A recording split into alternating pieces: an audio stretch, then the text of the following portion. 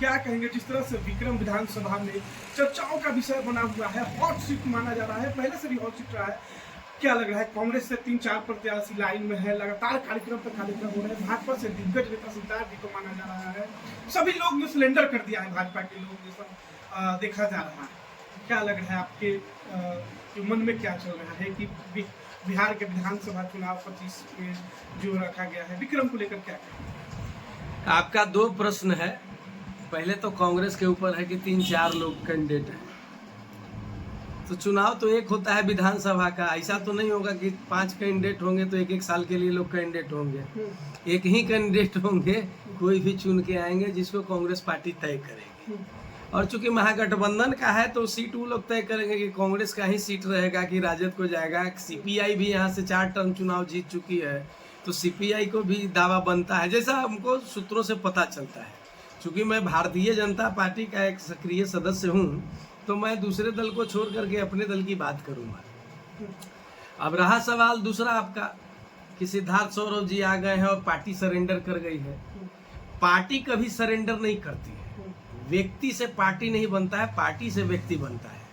अगर जिन लोगों को गलतफहमी होगा कि हम पार्टी में आ करके और पार्टी को बहुत बड़े ऊंचाई पर ले जाएंगे, वो गलत है। हम उनके मेहनत से पार्टी ऊंचाई पे जा सकती है, लेकिन उनके बदौलत पार्टी नहीं चलेगी। अब चूंकि वर्तमान विधायक हैं और दल बदल करके आए हैं, तो निश्चित ही कुछ न कुछ डील हुआ होगा तभी आए होंगे, अन्यथा वो कांग्रेस में ही तो सुशोभित अच्छा तरीका से कर रहे थे। अब भारतीय जनता पार्टी में आए हैं और चूंकि यहाँ विनिंग सीट है, तो निश्चित तौर पे कहीं ना कहीं उनका किन्हीं न किन्हीं शीर्ष नेतृत्व के साथ कोई न कोई बातें हुई होगी, तभी वो भारतीय जनता पार्टी में आए हैं। और कार्यकर्ता आज अपने जगह पे है, वो तो तय तब करेगा ना जब यहाँ से फाइनल रूप से तय हो जाएगा कि कौन किस पक्ष का कैंडिडेट होता है। बिहार में अगर देखा जाए तो 9 तारीख को चक्काजाम था महागठबंधन के द्वारा। राहुल गांधी भी आए थे, तेजस्वी आए थे मंच पर, लेकिन पप्पू यादव और कन्हैया कुमार को अनदेखा किया गया, मंच पर नहीं चढ़ने दिया गया। देखिए, दोनों कांग्रेस के नेता हैं तथाकथित। पप्पू यादव तो हमेशा कभी निर्दलीय रहे, कभी उस दल में रहे, जहां तक मैं समझता हूं, लेकिन अपने आप को कांग्रेसी कह रहे हैं कि हम कांग्रेस का ही सांसद हैं। और कन्हैया कुमार तो दोनों कांग्रेसी हैं, तो मुझे लगता है कि जो प्रोटोकॉल के हिसाब से राहुल जी का होगा, तो वहाँ तो मंच पर लिस्ट बना होगा, नामित हुआ होगा कि कौन कौन लोग मंच पे रहे होंगे। अगर उनका नाम नहीं होगा तो उनके साथ ऐसा दुर्व्यवहार किया गया। और रहा सवाल कन्हैया जी का, तो कन्हैया जी में एक टैलेंटेड पर्सन है, उसमें बिहार में नेतृत्व करने की क्षमता है, लेकिन गलती से वो गलत जगह चले गए। कम्युनिस्ट पार्टी में थे, स्टार नेता थे। हमको लगता है, मेरा पर्सनल अपना निजी विचार है कि वो जहाँ थे कम्युनिस्ट में वो ज़्यादा अच्छा थे। कांग्रेस एक बहुत बड़ी विशाल पार्टी है, क्योंकि आज़ादी के बाद सबसे बड़ी पार्टी रही है, और पिछले 10 साल में हमारी पार्टी भारतीय जनता पार्टी विश्व की सबसे बड़ी पार्टी है। लेकिन फिर भी कांग्रेस के अस्तित्व को नकारा नहीं जा सकता है, और कांग्रेस में एक से एक दिग्गज नेता है। ये उन लोगों का आपसी प्रॉब्लम है। बिहार में शिक्षा और स्वास्थ्य, इस पर क्या कहेंगे? दोनों चौपट है, इसलिए कि मैं पिछले कई वर्षों से देख रहा हूँ, शिक्षा को अगर आगे बढ़ाना है तो यहाँ के ब्यूरोक्रेट अपने बेटे को सरकारी स्कूल में नहीं पढ़ाते हैं। उन सारे थोड़े से ऊंचे तबके में आ गए लोग, सारे लोग प्राइवेट सेक्टर की ओर जा रहे हैं। तो बदमाशी का हाल ये है कि जब खुद ही आगे बढ़ करके हम उसमें नहीं इन्वॉल्व होंगे तो लोगों का क्या राय बनेगा। स्वास्थ्य का हाल तो देख ही रहे हैं कि क्या स्थिति है, कि पीएमसीएच में आए दिन जूनियर रेजिडेंट डॉक्टर के साथ मारपीट होता है। एम्स जैसे संस्थान में चले जाइए तो वहाँ लोगों को, मरीज को बेड नहीं मिलता है। अब क्या कहा जाए, इससे दुर्भाग्यपूर्ण स्थिति क्या होगी कि जब यहाँ के चीफ मिनिस्टर भी आंख दिखाना होता है तो एक आई हॉस्पिटल भी बिहार में नहीं, वो आंख दिखाने के लिए दिल्ली तक जाते हैं। बड़े बड़े नेता लोग दिल्ली में, बॉम्बे में इलाज कराते हैं। तो जब जिनके ऊपर जिसको हम आदर्श मानते हैं वही बाहर जा रहे हैं, तो आम लोगों को क्या बात करेंगे? क्या कन्हैया कुमार जन स्वराज में जा सकते हैं? और जन स्वराज का क्या भविष्य लगता है आपको बिहार में? देखिए, जन स्वराज का भविष्य तो थोड़ा उज्जवल मुझे लगता है, इसलिए कि जिस प्रकार प्रशांत किशोर जी बात करते हैं बिहार की शिक्षा की व्यवस्था की, न्याय की व्यवस्था की, रोजगार की व्यवस्था की, महंगाई की के ऊपर जो चर्चा करते हैं, तो उनकी बातें तो बहुत अच्छी है, लेकिन जमीनी स्तर पर कितना उतार पाते हैं इसके ऊपर निर्भर करता है। लोगों का जुड़ाव तो उनके प्रति बढ़ा ही है, निश्चित ही है। अभी मुकेश सहनी ने कहा है कि मल्लाहों को अगर हमारी सरकार आती है तो 5,000 रुपये प्रति महीने देने की बात है। क्या लगता है वोट बैंक की तैयारी तो नहीं? उनका ये भी कहना है कि जो मल्लाह जाति का आरक्षण की बात करेगा हम उनके साथ रहेंगे। देखिए, एक आदमी का मैं नाम नहीं लूंगा, एनडीए में चूंकि हमारे घटक दल के मेंबर हैं वो, और मुकेश सहनी जैसा दो महागठबंधन में एक और एक एनडीए में दो पूरे ब्लैकमेलर हैं। मुकेश सहनी कहाँ से, बॉम्बे से जाके लाके 5,000 रुपये प्रति व्यक्ति दे देंगे? उनके पास है क्या? वो अगर तेजस्वी जी उनको सीट अगर मन मुताबिक नहीं देंगे तो भाग के फिर महागठबंधन की ओर आएंगे, गठबंधन की ओर आएंगे, जैसा कि पिछले बार ऐसी स्थिति हुई थी जब चिराग पासवान जी ने सारे जदयू के खिलाफ कैंडिडेट उतार दिया था, तो मुकेश सहनी भागते हुए आए, उनको 11 सीट मिला था जिसमें 5 उनका जीता था। तो मन तो बढ़ा हुआ है, अपना तो उनका कोई बेस है नहीं, दूसरे के बेस पर चाह रहे हैं कि हम राजनीति करें, और मुख्यमंत्री का सपना जो देख रहे हैं वो बहुत दिल्ली अभी दूर है उनके लिए। क्या लगता है कि पप्पू यादव को मंच से उतारना और कन्हैया कुमार को बिहार में कितना इफेक्ट पड़ सकता है महागठबंधन?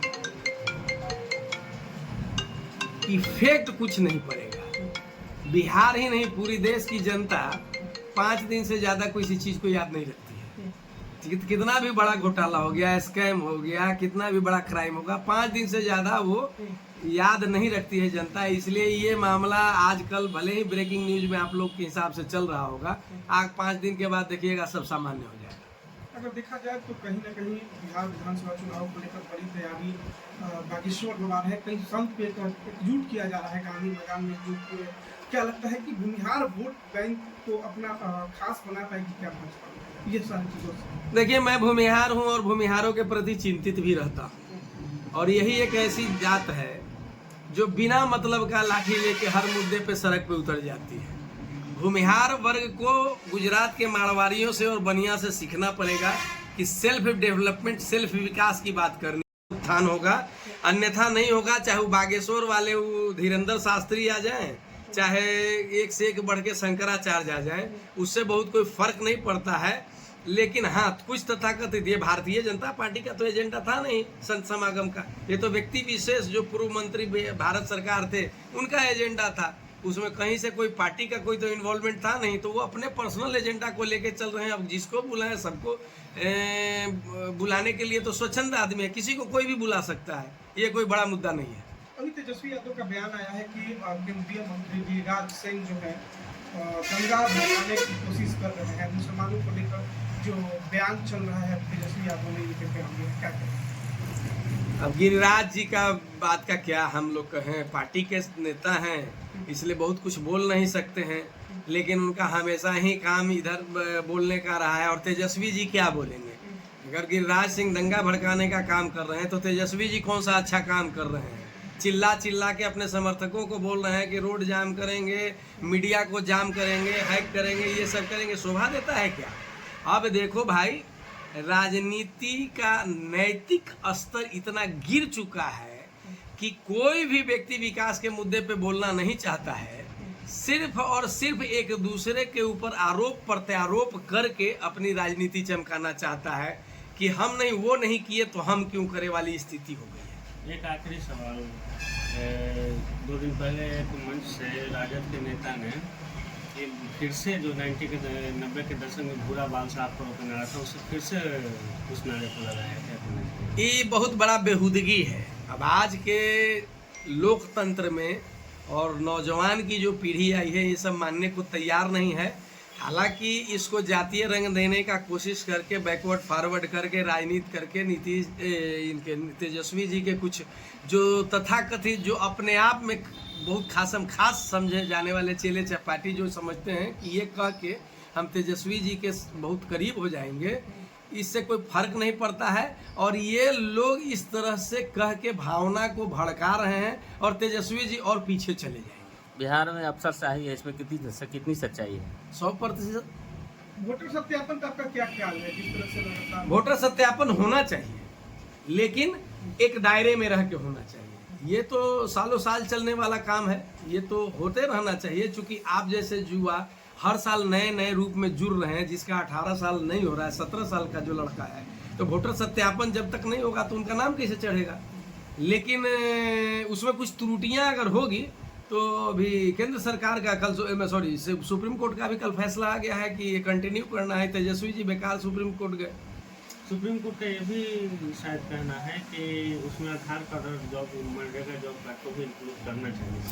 देखिए, जब सरकार ने आधार कार्ड बनाया है तो बैंक खातों से और मनरेगा से जब आप जोड़ रहे हैं तो सिंपली आधार कार्ड को इलेक्शन कार्ड से जोड़ दीजिए, सारी समस्याएं खुद ब खुद दूर हो जाएंगी। स्वामी सहजानंद सरस्वती के नाम पर उनका एयरपोर्ट रखने की मांग चल रही है, तो अलग अलग जातियों के नाम पे जो है इसका नामकरण रखने की बात चल रही है। क्या लगता है, इससे विकसित हो पाएगा बिहटा या अछूता हो जाएगा? नहीं, बिहटा के विकास को तो कोई रोक नहीं सकता है। ये सब प्रोपेगेंडा चलाया जाता है जाति विशेष के लोगों द्वारा, जबकि आप लोगों को पता होना चाहिए कि स्वामी सहजानंद सरस्वती जी का कर्म भूमि बिहटा रहा है। और स्वामी जी किसी जात पात से बंधे हुए थोड़े थे। स्वामी जी तो किसान और मजदूर के हितों के लिए बहुत बड़ा उनका योगदान था, इसलिए उनके नाम पर तो होना ही चाहिए। क्या कहेंगे विक्रम नगर पंचायत का विकास को लेकर? जिस तरह से आपके जो सपोर्टर थे वो चुनाव जीत के आए हैं, लेकिन उपाध्यक्ष के पद पे अभी विराजमान जो है विपक्ष के लोग। ऐसा नहीं है, कोई पक्ष विपक्ष नहीं है। ये ठीक बात है कि मैंने खुलेआम रूप से विक्रम नगर पंचायत के अध्यक्ष के लिए कैंपेनिंग किया था, संजोग से चुनाव जीत भी गई हैं। और उपाध्यक्ष से भी हमारी बात होती है, वो भी मेरा छोटा भाई है। मेरा तो दोनों से कहना है कि विक्रम के विकास के लिए दोनों एक दूसरे का हाथ थाम करके आगे बढ़े और विक्रम का विकास हो, यही मेरी कामना भी है। विमल कुमार इस बार विधानसभा चुनाव में किसको सपोर्ट करेंगे? सबसे बड़ा सवाल जो है सोशल मीडिया पे आए दिन रहता है कि इस बार जो है विमल कुमार क्या गुल खिलाने वाले हैं? देखिए, नैतिकता तो ये कहती है कि मैं भारतीय जनता पार्टी का मेंबर हूं, इसलिए मैं भारतीय जनता पार्टी का जो कैंडिडेट होगा उसको मैं मदद करूंगा। लेकिन कहीं विशेष परिस्थिति आई तो सामने कौन कौन से प्रत्याशी आते हैं उनको देखते हुए और कौन इस क्षेत्र के लिए विकास पुरुष साबित होंगे उसको ध्यान में रखते हुए हम उनकी मदद करेंगे। आज से सावन मास की शुरुआत हो गई है, क्या शुभकामनाएं देना चाहेंगे? सावन मास की शुभकामना क्या देना है? पूरे हमारे सनातनी परिवार जो है हिंदुस्तान में, जो हिंदू धर्म के मानने वाले लोग हैं, तो देवों के देव मतलब देवताओं के भी देवता के रूप में शंकर भगवान को पूजा जाता है और श्रावण मास विशेष होता है। इसलिए हम तो शुभकामना देंगे कि भगवान शिव शंकर जी हमारे सारे चाहने वाले या विरोधी भी हैं, उनको भी जो रात दिन विरोध में भी लगे हैं, उनको भी ये सफलता प्रदान करें। भगवान भोलेनाथ के माध्यम से उन सभी लोगों के लिए हमारी शुभकामना है, वो दिन दुना रात चौगुना आगे बढ़े और आप लोग भी बढ़े। बहुत बहुत धन्यवाद। Thank you.